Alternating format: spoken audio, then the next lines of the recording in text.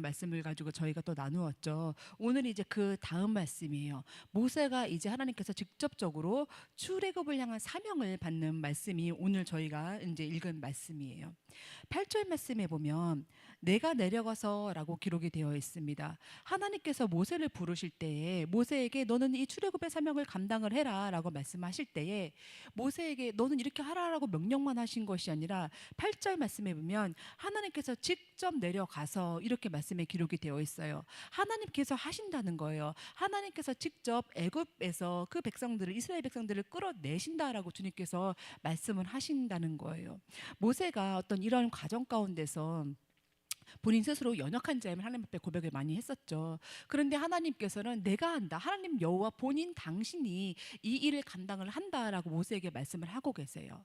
오늘 우리에게도 하나님께서 내가 직접 여호와께서 직접 내려오셔서 우리에게 맡겨진 이 사명을 할 수 있게 이끌어 주시고 도와주실 줄 믿습니다. 그래서 오늘 저희가 뭐 광야에 대한 말씀을 가지고 계속 나누었는데 나는 어떤 광야에 서 있는지 이 광야의 끝에서는 분명히 그 신을 벗으라고 주님께서 말씀을 하실 테고 이 신을 벗고 나는 이제 어떠한 하나님께서 원하시는 일을 감당을 해야 하는지 아마 우리 마음 가운데 다 묵상을 하고 계실 거예요. 그렇다면 이제 내 마음 가운데 이제 나는 이러이러한 일을 하나님 나에게 맡기신 것 같아. 이러한 사명이 나에게 있는 것 같아. 우리 모두에게 어떤 하나님께서 이끄시는 이끄심이 있을 거라고 믿어요. 근데 이 이끄심이 분명 하나님께서 네 스스로 해라, 알아서 해라가 아니라 오늘 8절 말씀처럼 내가 내려가서 여호와께서 직접 내려오셔서 이 일을 감당케 하신다는 거예요. 그래서 우리의 힘으로는 할 수 없죠. 우리 힘으로는 아마 아무것도 할 수 없을 거예요. 그러나 이것을 이 일을 하게 하시는 분도 주님이시요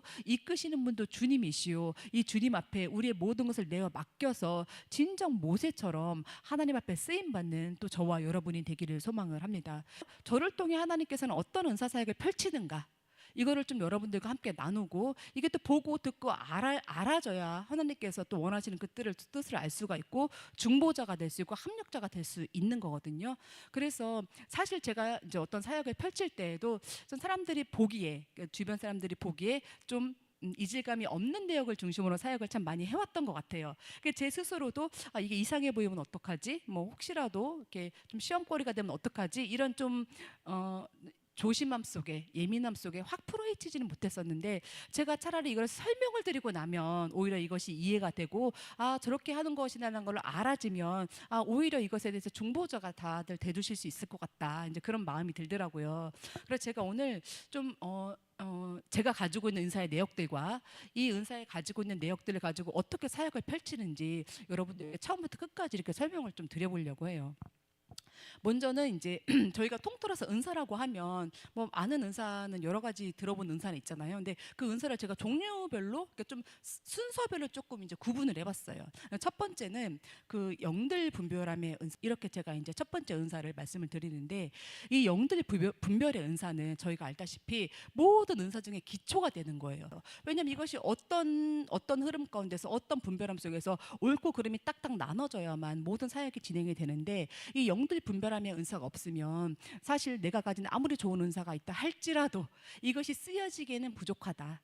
제가 사역을 하는 가운데 있어서도 첫 번째로 분별의 은사를 가장 먼저 좀 사용을 한다라고 말씀을 드리고 싶어요. 이것이 뭐냐면은 예를 들어서 이제 뭐 저희 교회에든 이렇게 기도를 받으시러 오는 분들이 오면 각자의 이제 기도의 제목을 가지고 오시잖아요.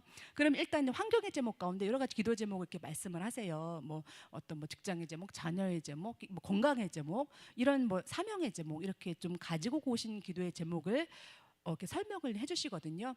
그러면 저는 이제 들으면서 지금 이분에게 가장 필요한 기도가 무엇인가를 저는 나름대로 이제 계속 분별을 하는 거예요. 막상 말씀하시는 분들은 예를 들어 우리 자녀가 좀 건강이 안 좋아요. 그러면서 자녀에 집중되어 있는 말씀을 하실 거예요 아마. 왜냐면 그 제목 때문에 이제 기도를 받고 싶어서 왔으니까. 그런데 그 얘기를 쭉 들으면서 저는 이제 분별을 해나간 거죠.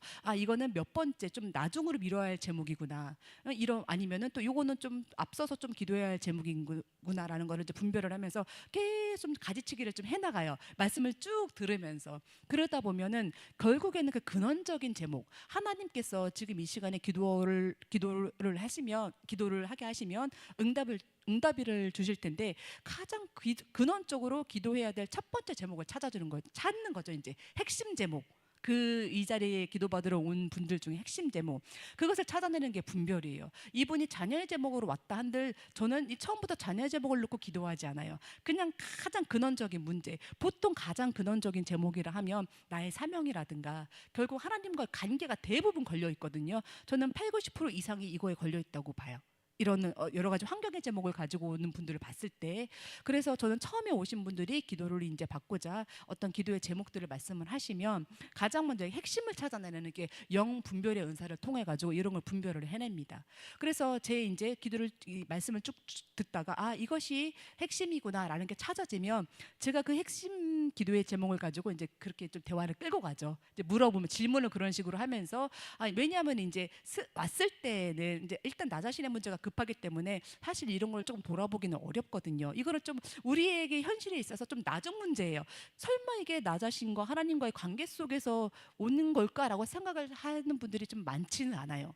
그래서 어떤 대화의 흐름을 하나님과의 관계 속으로 이끌어가기 위한 대화의 흐름으로 제가 자꾸 질문을 해요. 그러면서 이런 것들 평소에 생각하지 못했던 것들을 깨닫게 하고 알게 하면서 이 흐름을 주도해 가는 거죠. 이제 하나님과의 관계 아니면 본인의 사명 이런 것들로 이제 그 흐름을 주도를 해가는 거예요. 그렇게 하다 보면 기도 받으시러 오시는 분들이 그런 게 있었네라고 좀 깨달아지는 순간이 와요. 그거일 수도 있겠다.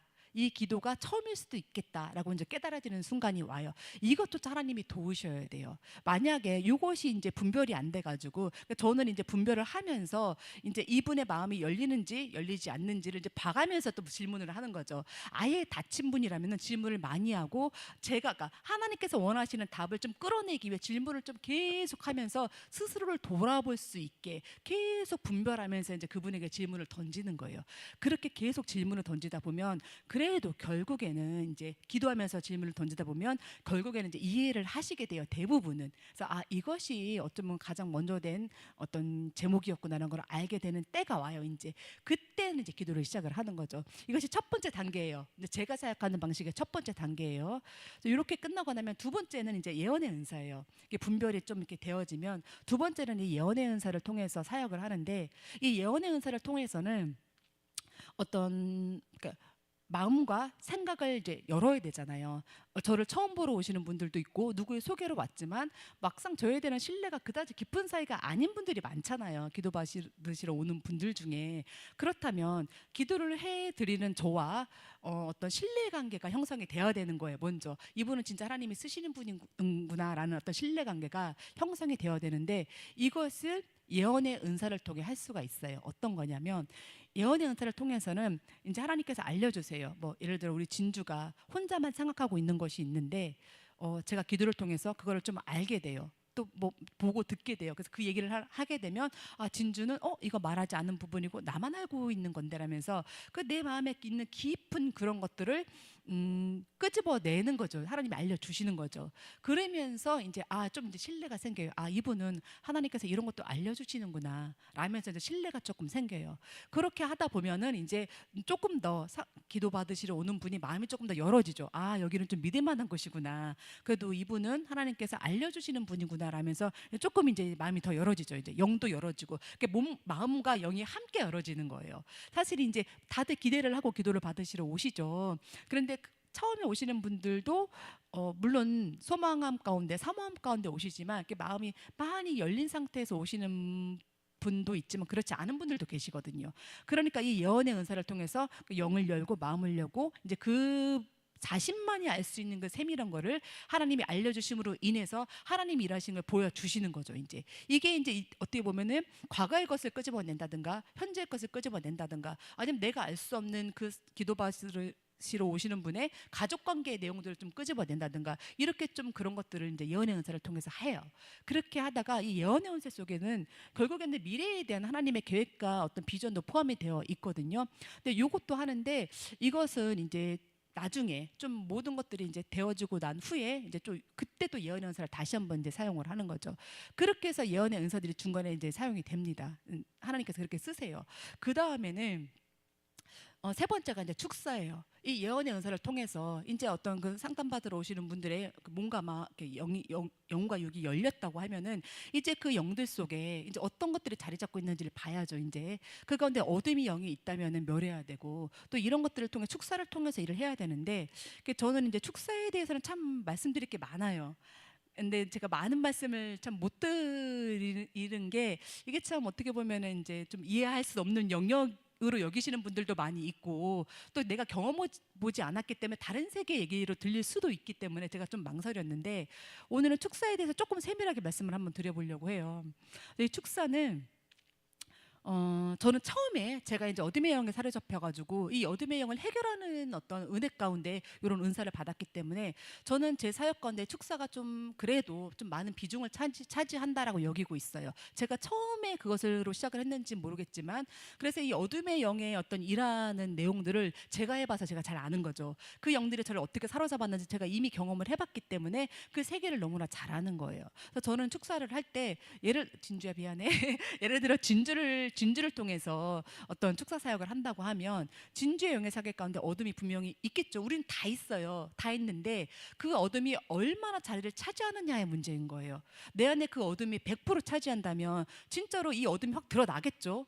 그런데 80%, 70%, 60% 차지할 수 있어요. 그런데 결국에는 어느 순간 내가 성령이 충만하면 이 어둠이 0%, 1%밖에 안 될 수도 있어요. 그런데 이 어둠의 자리는 항상 우리 안에 있다는 거예요. 나는 하나님 믿으니까 어둠 없어 라고 생각하는 건 잘못된 거예요. 우리에겐 누구나 어둠이 있는데 이 어둠의 자리를, 어둠이 차지하는 공간을 얼마나 좁혀서 성령님이 차지하는 공간으로 채우느냐, 이것이 성령 충만함인 거예요. 제가 이제 이런 말씀을 참 못 드렸었는데 이것은 분명해요. 그래서 하나님 믿는 많은 분들이 나는 어둠 같은 거 좀 거부감을 느끼죠. 내가 왜 어둠이 있어? 이렇게 거부감을 느끼는데 이것은 공존할 수밖에 없는 영의 세상이에요. 어둠과 빛은. 그런데 이 빛으로 이 어둠을 몰아내는 것이 하나님께서 우리를 통해 하시길 원하시는 일이고 내가 그 일을 향하여서 성령 충만함으로 나아가야 하는 이유인 거죠. 그래서 우리 진주에게 어떤 어둠의 영이 있다 하면은 제일 첫 번째는 어둠의 영의 줄기를 찾아야 돼요. 이것이 정말 그 가정에서 내려오는 내림에 의한 것인지 아니면 뭐 상처로 인하여서 내 안에 자리 잡은 어둠인 건지 어둠인 건지 아니면 내가 하나님 앞에 더 가까이 나아가야 되는데 이걸 막는 어둠인 거지 이것을 분별을 해서 줄기를 찾는 거예요. 그럼 이 줄기를 하나님께서 알게 하세요. 제가 참 이 줄기에 대한 말씀을 드릴 때 또 이제 좀 인정을 못 하시는 분들도 많이 있어요. 이미 예수님을 믿으면 내 대해서 이 어둠의 줄기는 끊어진 게 아니냐 이렇게 생각하시는 분들도 많고 그래서 참 조심스러운 부분이긴 한데 축사 사역을 하다 보면 이 영적 줄기는 분명히 있다는 거예요. 그게 가정에서 내려오는 줄기 있어요. 확실히 있어요. 그 줄기로 인해서 내가 영향 받아요. 무조건 받아요. 이 어둠의 영의 줄기를 끊어야 돼요. 내 스스로 내 대해서. 그렇기 때문에 이것을 뭐 그렇다고 이 어둠의 줄기가 영영 나를 사로잡는 건 아니에요. 내가 이것을 알고 기도하면은 이 어둠, 그러니까 가족으로부터 흘러내려오는 이 어둠의 영의 줄기는 끊어진다는 거죠. 이제 그래서 저는 이제 처음에 분별을 해요. 가정으로부터 내려오는 줄기인지 아니면 그런 줄기는 하나도 없는데 정말로 상처로 인해 가지고 이 어둠이 온 건지 아니면 이 어둠이 자꾸 이 어떤 기도 받으시러 오는 분들의 사명을 맡기 위해서 회방을 하는 건지 이런 어둠의 줄기를 통해 분별을 한다는 거예요. 그래서 이 어둠의 줄기를 향하여서 이제 멸하는 기도를 하는데 저한테는 하나님께서 이 어둠의 영에 대해서 좀 말 그대로 좀 세밀하게 일하시고자 할 때에는 이 어둠의 영의 줄기가 머리부터 발끝까지 어느 곳에 자리하고 있는지 이런 것까지 세밀하게 다 알게 해주세요. 그런데 만약에 이 어둠의 영이 신체를 잡고 있다고 하면 질병이죠, 그게. 근데 질병도 지난번에 제가 말씀드렸지만 영적 질병이 있고 육적 질병이 있는 거잖아요. 근데 어둠의 영이 살을 잡았다고 하면 영적 질병인 거죠, 이제. 이처럼 저는 이 어둠의 영의 줄기가 귀에서 예를 들어서 어둠의 영이 귀에서 이렇게 속삭이는 영들이 있어요. 이 속삭이는 영, 예를 들어서 이렇게 뭐 다리 쪽으로 있다 그러면 정말 앞으로 못 나가게 막는 영, 그 자꾸 무기력하게 하는 영, 이런 수많은 영들이 어둠의 영이 우리 신체 곳곳에 자리를 잡고 있다는 거예요. 제가 참 이 말씀을 못 드렸어요. 근데 어둠의 영이요, 저희 생각보다 정말로 정말로 교묘하게 저희 영의 세계를 자리 잡고 있는 부분이 너무나 많아요. 어떤 분들은 정말로 이 어둠의 영의 종류도 헤아릴 수 없이 많은 분들도 많아요. 그런데 그것이 내 안에 드러나지 않았기 때문에 그냥 일상을 사는 거죠. 근데 우리가 영적으로 깊이 기도하고 어쨌거나 지금 축사에 대해서 말씀을 드리는 거잖아요. 그래서 이 어둠의 영들이 이렇게 일한다라는 걸 제가 말씀을 드리는 거예요. 이것을 알아야 축사를 해요. 내가 만약에 축사를 해야 되는데 막연하게 뭐 그냥 뭐 내가 생각하는 어떤 거 이런 자세한 것을 알지 못하고 어떻게 축사를 할 수 있냐는 거예요. 알아야 축사예요. 이 어둠의 영의 세력들이 어떻게 나를 이끌고 가고 내 안에 어떻게 자리 잡았는지, 저 사람의 영의 속에서는 이 어둠의 영들이 어떻게 일하고 있는지를 알아야 축사를 한다는 거예요. 그런데 이런 세밀한 부분, 뭐 육체를 통해서 뭐 나의 정신을 통해서 이 사로잡고 있는 영의 세계를 알게 되면 이제 그것을, 저 같은 경우는 뭐 다르게 사용하시는 분들도 있겠지만 저는 한 가지 한 가지를 딱딱 멸하는 기도를 해요. 쳐내는 거죠. 이제 뭐 한꺼번에, 제가 그래서 하나님 앞에 이렇게 물었어요. 하나님, 이 어둠의 영을 한꺼번에 물어서 물어낼 수도 있잖아요 라고도 했어요. 그런데 뭐 그것도 너무나 중요하지만, 그러니까 하나님께서 저에게 주신 은혜는 세밀하게 보게 하신다는 거예요. 이 어둠의 영의 계략, 어떤 교묘하게 숨어있는 어떤 자리, 이런 것들을 세밀하게 보게 하셔서 그 영의 세계를 그냥 막연하게 뭐 귀신들아 떠나가라, 이거 자체가 아니라, 그 말 속에도 권세는 있지만 이거 자체가 아니라 세밀하게 한 가지 한 가지 한 가지씩을 멸할 수 있는 어떤 은혜를 주셨어요. 그래서 축사입니다. 이 축사를 하되 정확하게 영을 분별을 해가지고 어떤 어둠의 영의 어떤 사로잡힘에 의한 축사인지 이것을 알고 축사를 해요. 축사를 좀 먼저 해야 돼요. 보통 어떤 가정, 예를 들어서 하나님과의 나와의 관계를 제가 아까 말씀드렸잖아요. 하나님과의 나와의 관계나 어떤 사명 회복, 이것이 모든 어떤 내가 갖고 있는 환경의 제목 가운데 근원이라고 치면 이 관계를 맡고 있는 어둠의 영이 없을 수가 없거든요. 분명히 있어요. 그렇기 때문에 이 축사는요, 은사사역 가운데 꼭 필요한 부분이에요. 무조건 해야 돼요. 그래야 어둠의 영을 몰아내야 그 가운데 빛으로 오신 성령님이 내 안에 일을 하시거든요. 그래서 이 축사사역에 대해서 여러분들도 소망을 가지시고 좀 더 알기를 원하기를 사모하면서 이걸 알아야 또 기도를 하니까 좀 이렇게 좀 소망감을 가지는 또 여러분이 되기를 기대를 합니다. 그리고 네 번째는 영적 공감의 은사예요. 이거는 제가 이름을 붙였어요. 하나님께서 저에게 주신 어떤 좀 은사 중에 제가 이름을 붙인 영적 공감의 은사라고 하는데, 이거를 좀 쉽게 설명하면 이런 것 같아요. 근데 보통 중보기도 하시는 분들이 내가 누군가를 떠올리면서 기도할 때 그분의 아픔이 알아진다든가, 그분의 어떤 뭐 영의 세계가 좀 알아진다든가, 이런 은사들 있으신 분들이 있으시잖아요. 중보기도를 하시는 분들이. 그래서 요거는 이제 광범위하게 하나님께서 기도의 어떤 중보자로 세우시기 위해서 알게 해주시는 은혜죠. 근데 제가 말씀드리는 영적 공감의 은혜는 조금 더 세밀한 거예요. 예를 들어서 제가 권사님과 함께 기도를 해요.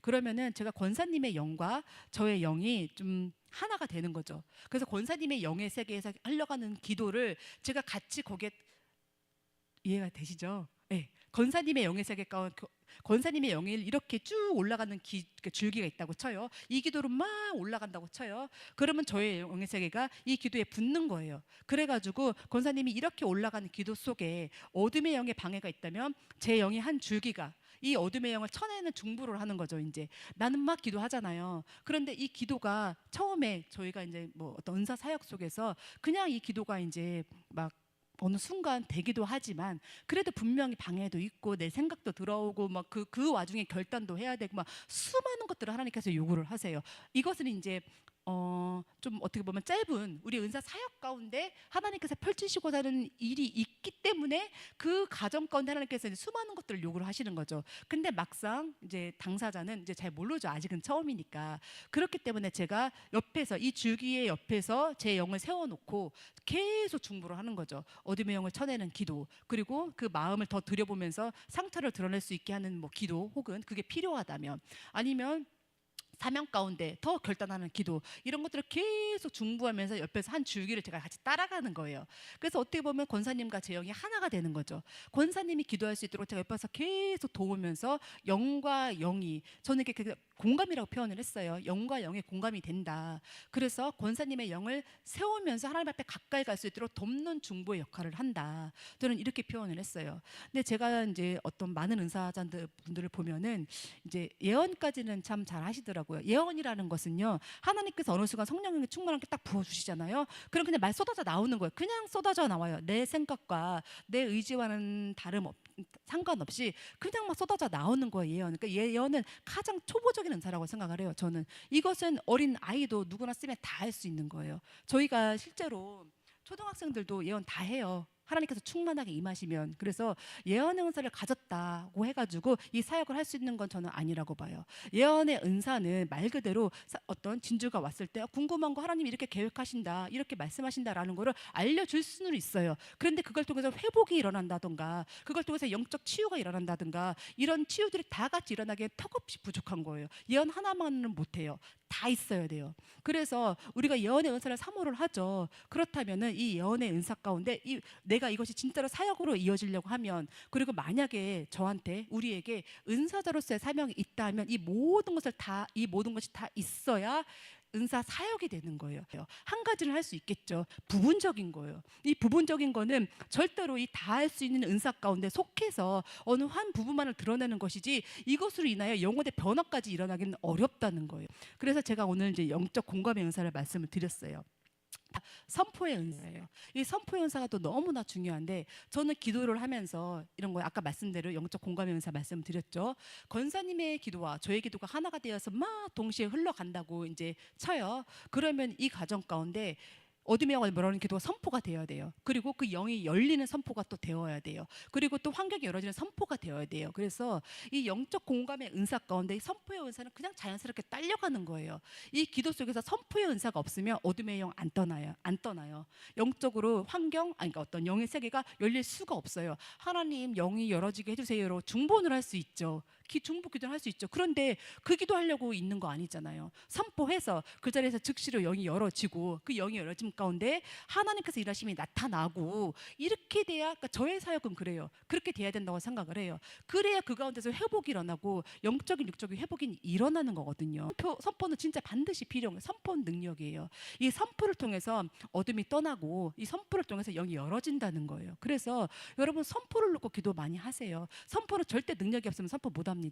그냥 선포 같은 경우는 선포하고 싶죠. 그런데 내 입에서 나올 수가 없어요. 왜냐하면 내 안에 이 능력이 없으면 선포가 능력으로 나올 수 없기 때문이에요. 그래서 선포할 수 있게 능력 받아야 돼요. 예수의 이름으로 명하노니 떠나갈지어다. 어둠의 영을 향해서 선포해야 되고, 우리가 예를 들어서 어떤 중보의 대상자를 놓고 중보할 때도 하나님 그 환경이 열어지게 도와주세요라는 기도도 너무나 좋죠. 그러나 그 환경이 열어질지어다 이렇게 선포하면서 기도하면 그 선포 가운데 능력이 나타난다는 거예요. 영적 공감의 은사, 아까 말씀드린 그 은사 가운데 이 영이 동시에 흘러가는 이 흐름 가운데서 반드시 저는 선포 기도만 해요. 열어질 수 있게 혹은 멸할 수 있게. 그래서 이 모든 것들이 이제 동시에 흘러가는 거죠. 이제 이렇게 선포의 기도까지 하면서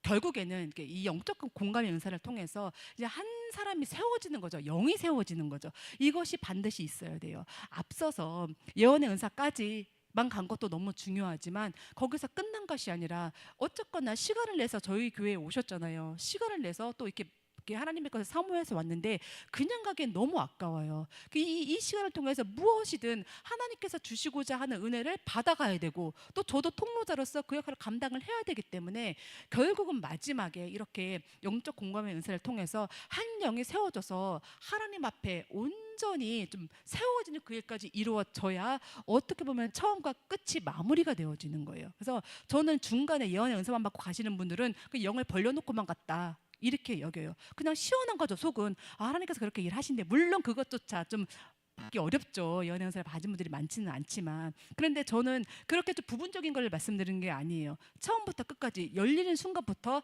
닫히는 것까지, 이 영이 처음부터 끝까지 처음에 낙심해서 왔다가 원인을 찾고 회복이 되는 것까지를 말씀을 드리는 거예요. 회복이 되어져야 돼요. 그래야 그 사역이 하나님께서 기뻐하시는 방식으로 마무리가 되어졌다. 저는 그렇게 여겨요. 제가 이제 은사 사역을 하면서 예언의 기도까지만 하시는 분들도 많이 봤어요.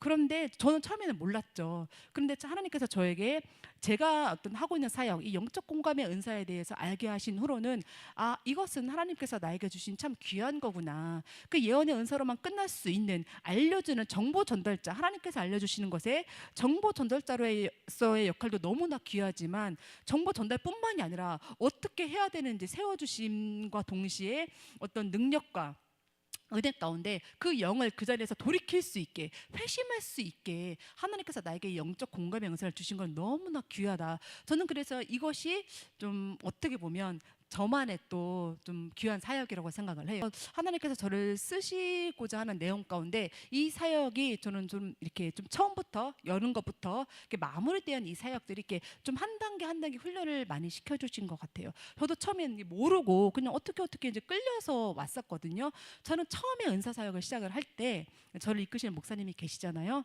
그냥 나이도 어렸고 실은 뭐 잘 몰랐고 뭐 청년일 때 은사를 받았으니까 제가 뭐가 뭔지 잘 모르잖아요. 그래서 그냥 목사님이 시키시는 대로만 했어요. 이거면 이거다, 저거면 저거다. 그러니까 은사 사역자들에게는 순종을 많이 요구를 하시거든요.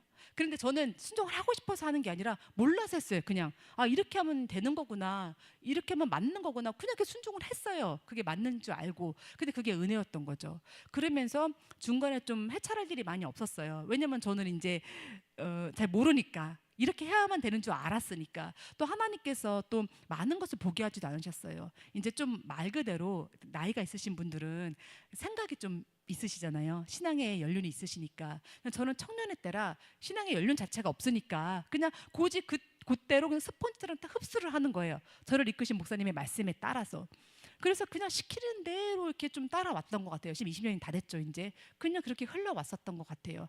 그러면서 어떤 앞선 목사님을 통하여 이제 충분히 배운 거죠. 이제 그때는 제가 무슨 은사가 있는지도 저는 몰랐죠. 그래서 이제 주변 분들이 저에게 이런 말씀을 하시면 저는 제가 사역을 해놓고도 제가 무슨 사역을 했는지 몰랐어요.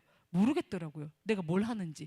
나는 시켜서 한 건데. 이런 식으로 저는 조금 그것도 은혜였던 것 같아요. 그 과정 가운데서 이렇게 막 모르는 과정 가운데서 배웠던 이 시간들이 저한테는 참 은혜다. 그러니까 그 외에 목사님이 안 계신 순간은 내가 맞는지 틀리는 건지 잘 모르겠는 거예요. 그렇게 제가 어렸었어요.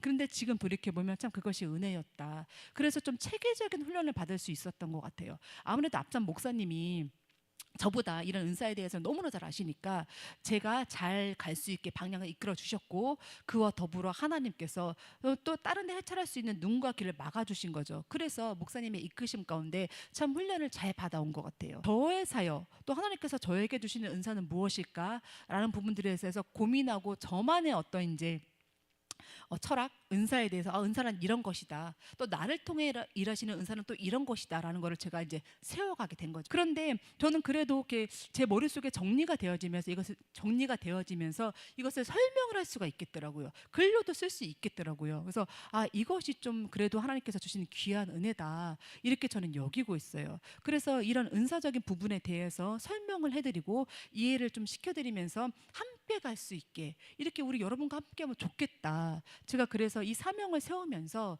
이런 분들을 여러분과 나누고 이제 함께 협력하자. 하나님께서 저만 은사자로 부른 거 아니잖아요. 각자에게 주신 달란트와 은사가 다들 있어요.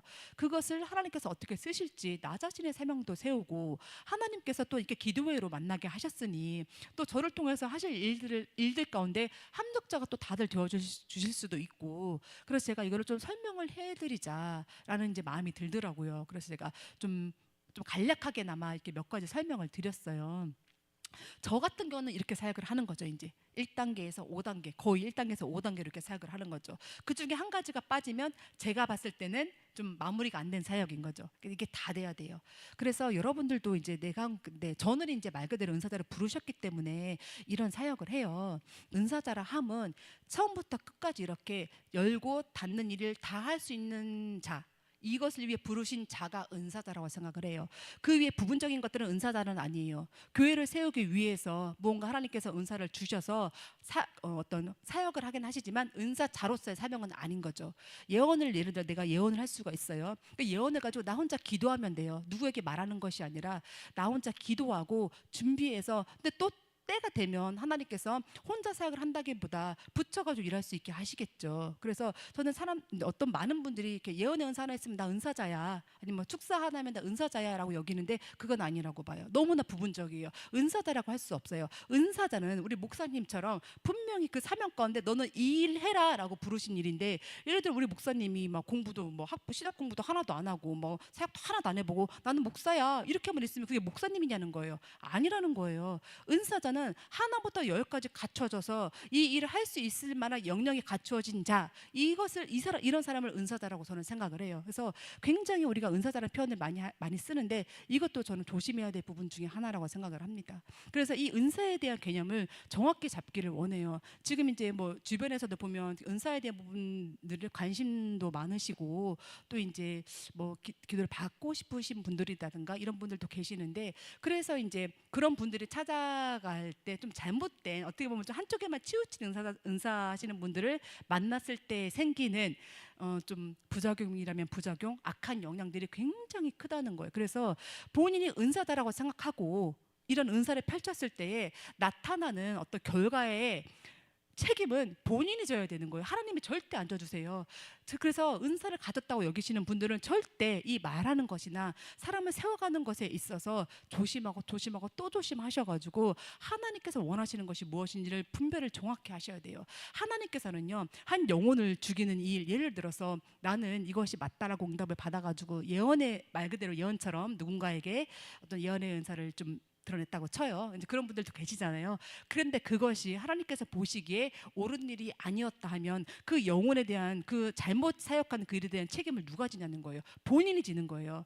이 하나님께서 귀한 걸 주셨고 큰 일을 맡기신 만큼 그거에 대한 책임도 절대 피할 수 없는 게 은사자라는 거예요. 그래서 내 영과역을 정말 항상 깨끗하게 점검을 하고 유지를 하되, 가장 중요한 거는 앞서도 말씀드렸지만 나라는 존재, 하나님 앞에서 나라는 존재를 정말 내가 낮출 수 있을 만큼 최대한 낮추는 게 가장 중요한 거죠. 은사자들 인격적인 부분이 안 따라오면 절대 은사자를 하면 안 된다고 봅니다. 결국에는 은사자들이 넘어지는 건 다 인격적인 부분 때문에 많이 넘어져요. 그리고 물질 때문에 넘어지죠. 이 인격적인 부분이 안 따라오면요, 사람을 세울 수가 없어요. 결국엔 나 자신이 우상이 되어져 버려요. 그렇기 때문에 인격적인 부분, 좀 이 인격적인 부분이라 함은 포용하는 거예요. 포용하는 거. 어느 정도 포용할 수 있느냐, 이 관계 속에서 내가 진주를, 내가 권사님을 어느 정도 포용할 수 있느냐가 저는 인격이라고 생각을 해요. 그냥 이해하는 게 아니에요. 아니 내가 그 상황에 묻어가지고 그냥 그래 나는 뭐 가만히 있으면 되지, 그냥 나는 뭐 이 상황 가운데서 아무것도 하지 않았어, 나는 인격적으로 훌륭한 사람이야가 아니에요. 이 인격적인 부분이라 하면 이 사람의 전 인격적 모든 부분을 포용할 수 있어야 이 인격적인 부분이 좀 되어진 거예요. 예를 들어서 좀 내 자신이 나는 좀 인격적으로 준비된 사람이라 여겨질 수도 있죠. 그런데 나를 꼼꼼히 돌아보시길 바래요. 정말 내가 저 사람의 모든 부분을 포용할 만한 준비가 되어 있는가? 네, 이것을 다 내 그릇 안에 딱 담아야 이 인격적인 부분이 준비가 된 거예요. 제가 우리 진주를 놓고 기도하는데 진주를 제 안에 딱 담지 못하면 사용 못해요. 이거 굉장히 위험한 부분이죠. 그래서 이 은사와 인격은 뗄래야 뗄 수 없다. 저는 그리고 이 은사적인 부분도 어떻게 보면 상당히 부분적이라고 생각을 해요. 저희가 어떤 교회 현장 가운데서 우리 목사님 계시지만 목회 현장을 이어가는데 이 은사적인 부분은 말 그대로 부분적인 거예요. 교회를 세우는 것은요, 목사님의 목회 방침이라든가 목회의 흐름이고 어떤 목회 속에서 이어나간 예수 그리스도의 이름이지, 은사적인 부분은 또 극히 또 부분적인 거예요. 저는 우리 목사님이 100% 목회를 끌고 간다고 하면 뭐 10% 20% 정도 그 안에서 돕는 자의 역할이면서 또 저의 사명을 세우는 부분이지, 이 은사적인 부분으로 교회를 뭐 세워 나간다, 교회에 뭐 큰 어떤 영향을 미친다, 절대 아니에요. 은사는 정말 부분적인 거예요. 그래서 우리 모두가 이 은사에 대한 부분을 잘 이해하고 알고, 그렇게 알고 정확히 알아야만 실수를 안 해요. 네, 그 실수도 안 하고 이 은사적인 부분 가운데 또 나 자신을 세워가는데 기준이 있어야 돼요. 그러니까 이건 맞구나, 이건 틀리구나. 저도 그 20년이라는 세월을 통해서 배웠던 것처럼 우리가 배워야 아는 거거든요, 이 은사가 무엇인지를. 그래서 저는 저에게 맡겨준 하나님께서 은사에 대한 사명은 은사의 올바른 이해, 이 부분이라고 생각을 해요. 올바르게 이해해야 된다, 은사가 무엇인지. 그래서 정말 이 시대 가운데 필요한 은사를 펼치되 올바르게 거짓되지 않게 정직한 은사를 행하자. 이것이 이제 저에게 주신 사명이자 또 제가 하고 싶은 일이기도 해요. 이제 이 일들을 이제는 해 나아가고자 또 여러분들께 말씀을 드리고, 이제 우리 모두가 이런 부분에 대해서 합력자잖아요. 같이 또 이 자리에 오신 건 결코 우연은 아니에요. 절대 우연이 아니에요. 하나님께서 예비하시고 지명하여 부르신 자들이 이 자리에 모였고 앞으로도 그런 분들이 모이실 거라고 저는 믿어요. 그래서 정말 이 시대 가운데 올바른 은사를 행하고, 이 은사가 저는 교회 안에서 어떻게 아름답게 자리 잡을 수 있는가, 이것에 대해서 말 그대로 보여드리고 싶어요, 하나님께. 저에게 맡겨진 이 은사적인 부분을 얼마나 여러분들과 함께 어우르면서 교회 안에서 그 안에서 얼마나 아름답게 자리를 잡아가느냐, 이것이 정말 이 시대 가운데 정말 올바른 은사의 사역이 아닐까, 저는 그렇게 생각을 해요. 기도원이라고 했을 때 예전처럼 막 성령의 역사가 활발히 일어나는 데가 그다지 많지 않아요. 그런데 정말 시대의 흐름 가운데 이제는 교회 안에서도 이렇게 은사에 대한 내용이 아름답게 자리 잡을 수 있구나, 은사가 한 부분으로서 정말 하나님께서 원하시는 사역을 잘 감당하는구나, 이런 것을 보여드리고 싶은 거죠, 하나님께. 그리고 이 시대 가운데 그것이 필요하다고 생각을 하고, 우리 목사님의 목회 방침도 그런 것을 또 인정을 하면서 끌고 가시고, 그래서 저는 이 모든 것들이 저희 주봄교회가 좀 새로운 모델, 목회와 은사가 함께 가면서 이 은사가 정말 아름답고 건강하게 자리 잡아가는 어떤 그런 도움 주는 어떤 그런 역할로서의 한 부분, 이런 것들을 참 주봉교회가 한 모델이 됐으면 좋겠어요. 그래서 이 시대에는 막 기도원을 크게만 하지 않더라도 저 교회 가면 저런 기도하는 사람들이 있는데 은사를 이렇게 아름답게 써, 이렇게 하는 어떤 칭찬, 이런 칭찬을 받고 싶어요. 마지막으로 제가 신의 은사에 대해서 말씀을 드리고 싶어요. 하나님께서 이미 저에게 신의 은사를 주셨다고 말씀을 하셨고, 저도 믿었죠. 아, 주셨구나라고 생각은 했죠. 근데 이것이 제 마음을 탁 치는 앞선 은사들을 이제 사역을 많이 해봤으니까 당연히 있다고 여겼는데, 신유의 은사는 제가 한 번도 해본 적이 없는 거예요. 건강이나 이런 육체에 대해 별로 관심이 없었어요, 제가. 그러다 보니 이 신유의 은사라는 부분에 대해서 막상 제가 악한 영에는 약해서 축사에는 관심이 많지만 육체적으로는 조금 그래도 편안한 편이다 보니 그다지 관심이 없었던 것 같아요. 그러나 제가 오늘 말씀을 가지고 이런 은사적인 부분에 대해서 저를 세우면서 그 사도행전 3장 6절 말씀에 베드로가 이르되 은과 금은 내게 없거니와 내게 있는 이것을 내게 주노니 나사렛 예수의 이름으로 일어나 걸으라라고 베드로가 선포를 하죠. 그런데 나사렛 예수 그리스도의 이름이 제 안에 딱 바뀌는 거예요. 아, 나사렛 예수 그리스도의 이름이 내 안에 있으면 일어나 걷겠구나라는 믿음이 제 안에 딱 생겨버렸어요. 아, 이것이 참 그렇게 제가 이 신의 은사를 하나님이 주셨다고 해가지고 얼마나 나 믿음 주세요라고 기도를 했는지 몰라요. 그런데 저도 제 자신을 모르겠더라고요. 이것이 있는 건지 없는 건지. 그런데 이 말씀을 준비하면서 또 제가 이제는 좀 새로운 방향으로 가봐야겠다, 좀 나를 깨트려야겠다라는 고백 속에 이제는 나사렛 예수 그리스도의 이름이 제 안에 딱 박히더라는 거예요. 아, 선포하면 낫겠구나, 손을 얹고 기도하면 낫겠구나라는 이제 믿음이 제 안에 생기더라는 거예요. 그래서 결국엔 제가 이제까지 신의 은사라는 것을 한 번도 사역은 해보지 않았지만 앞으로는 하나님께서 분명히 이를 통해서 펼치실 일이 있구나, 또는 이 은사를 통해서 그러니까 일하시고자 준비된 영혼들이 있구나, 이런 또 마음에 또 감동을 주셨어요. 앞서 첫 번째 영들 분별의 은사부터 마지막 신의 은사까지 5가지 말씀을 드렸던 것 같아요. 그래서 제가 이렇게 사역을 하고 있다, 여러분께 좀 말씀을 드렸어요. 이해는 다 되시죠? 네. 그래서 이제까지 그렇게 사역을 해왔었는데 앞으로도 아마 패턴은 비슷할 거예요. 어떤 사역을 하든. 근데 그 가운데서 이전과는 다르게 이제 저를 좀 풀어헤치겠죠. 이제 이전에는 좀 가둬두고 좀 보여드려야 될 부분만 보여줘야지라는 제 생각이 있었다면, 이제 제가 저를 풀어헤쳤으니 이제 옆에서 보셔도 저건 저 사역이구나 하는 거 아실 거예요. 이제 그때 말한 그게 저거구나 하고 아실 거예요. 저는 그래서 은사를 받기 전에도 많은 것을 목사님 하는 것을 옆에서 봤기 때문에 그냥 말 그대로 저한테 은사가 주어졌을 때 좀 편안하더라고요. 본 게 있으니까 아는 것도 쉬워요. 그래서 보고 듣고 알아야 돼요. 배워야 돼요. 그래서 은사가 있는 공간에 그 자리에 있으면 계속 관심을 가지고 들으면 어느 순간 이게 이해가 되고 또 내 것으로 되는 때가 와서 이런 모든 부분들을 다 알고, 또 제가 기도할 때 혹은 어떤 사역을 펼칠 때 또 여러분들도 기도해 보세요. 분별해 보세요. 하나님, 저것은 어떤 은사인가요? 정말 각자의 사명 가운데 좀 이것들을 좀 더 알아가고 또 하나님 것을 취해오는 그런 은혜가 또 여러분에게 있기를 소망을 합니다.